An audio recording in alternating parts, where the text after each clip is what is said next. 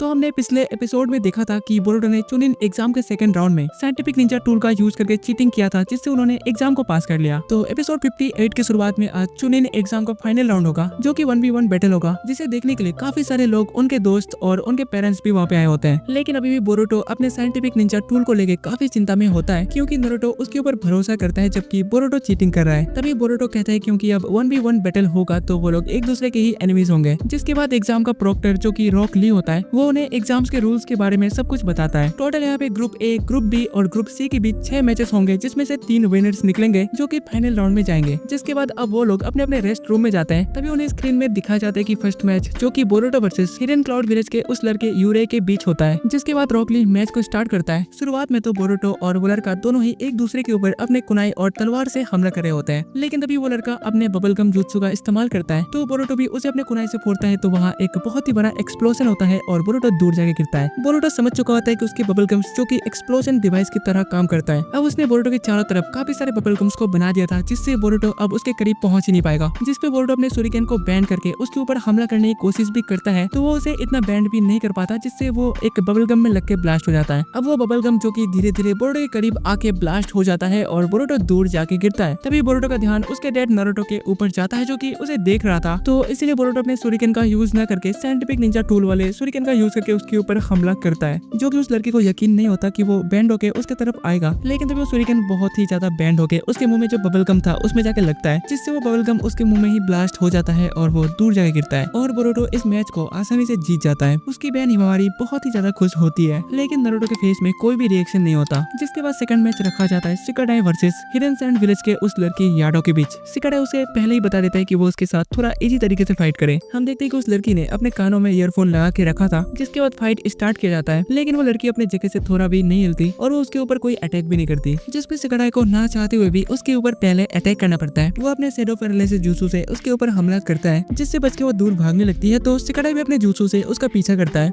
लेकिन वो शिकाडाई के ऊपर अभी भी कोई हमला नहीं करती। तो इसीलिए शिकाडाई उसके चारों तरफ घूमते हुए उसके ऊपर कई सारे कुनाई से हमला करने लगता है, जिसे वो आसानी से डॉज कर रही होती है। लेकिन तभी मौका मिलते ही शिकाडाई कुनाई में पेपर बम को लगा के उसके ऊपर पीछे से हमला करता है। लेकिन वो लड़की काफी चालाक होती है, वो उस कुनाई में मार के उसे उल्टा शिकाडाई के पास फेंक देती है, जिससे उसके पीछे बहुत ही बड़ा धमाका होता है। लेकिन शिकाडाई अभी तक हार नहीं मानता। वो एक स्मोक ग्रेनेड से उसके ऊपर हमला कर देता है और तुरंत अपने शैडो पैरालिसिस जुत्सु से उसके ऊपर हमला कर देता है। लेकिन वो लड़की इस बार भी बच के निकल जाती है। शिकाडाई को समझ में नहीं आता कि आखिर बिना देखे उस लड़की को शिकाडाई के हर एक अटैक्स के बारे में कैसे पता चल जा रहा है। फिर हम देखते हैं कि वो धीरे धीरे शिकाडाई के शैडो पैरालिसिस जुत्सु के रेंज से बाहर चली जाती है। अब क्योंकि शिकाडाई ने काफी सारे चक्र का यूज कर लिया है, तो वो बहुत ही ज्यादा कमजोर पड़ने लगता है। और वो लड़की इसी वक्त का इंतजार कर रही थी। वो अपने बालों को निकाल लेती है। वो अपने बालों में चक्र का यूज करके विंड स्टाइल जुत्सु से शिकाडाई के ऊपर हमला करती है, जिससे शिकाडाई दूर चला जाता है और उसके वाइब्रेशन से शिकाडाई के शर्ट भी फट जाते हैं। शिकाडाई समझ जाता है कि उसके जुत्सु के अंदर बहुत ही हाई फ्रीक्वेंसीज है। अगर शिकाडाई अपने कान को बंद नहीं करता तो उसके कान के पर्दे तक फट जाते हैं।